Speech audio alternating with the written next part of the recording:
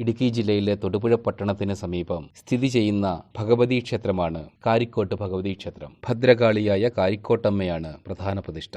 വടക്കൻകൂറിന്റെ ഭാഗമായ കീഴ്മല രാജാവിന്റെ കൊട്ടാരത്തിലെ ഉപാസനമൂർത്തിയായ ഭഗവതിക്കും മഹാദേവനും രണ്ട് ക്ഷേത്രങ്ങൾ നിർമ്മിക്കുക എന്ന ഉദ്ദേശത്തോടുകൂടെ കാരിക്കോട് മഹാദേവനും അല്പം മാറി തെക്ക് തൊടുപുഴയാറിന് സമീപം ഭഗവതിക്കും രാജാവ് രണ്ട് ക്ഷേത്രങ്ങൾ നിർമ്മിക്കുകയുണ്ടായി. ക്ഷേത്ര നിർമ്മാണം പൂർത്തിയായപ്പോൾ മഹാദേവൻ രാജാവിന് സ്വപ്ന ദർശനം നൽകി. പരശുരാമനാൽ പ്രതിഷ്ഠിതമായ ഒരു ശിവലിംഗം കാഞ്ഞിരമറ്റത്തിന് സമീപമുണ്ടെന്ന് അരുൾ ചെയ്തു. തുടർന്ന് അത് കണ്ടെത്തി കാഞ്ഞിരമറ്റത്ത് ഭഗവതിക്ക് നിർമ്മിച്ച ക്ഷേത്രത്തിൽ പ്രതിഷ്ഠിച്ചു. കാരിക്കോട്ട് ഭഗവതി ക്ഷേത്രത്തിന് മുമ്പിൽ സ്ഥിതി ചെയ്യുന്ന നന്ദി വിഗ്രഹവും 108 ശിവാലയ പട്ടികയിൽ കാരിക്കോട്ട് മഹാദേവൻ എന്ന പ്രയോഗവും ഇതിന് തെളിവാണ്. കുംഭമാസത്തിൽ ഭരണി ക്ഷേത്രത്തിന് ഉത്സവം. ചുറ്റമ്പലത്തോടു കൂടിയ ക്ഷേത്രത്തിന് പിറകിൽ കുളം സ്ഥിതി ചെയ്യുന്നു.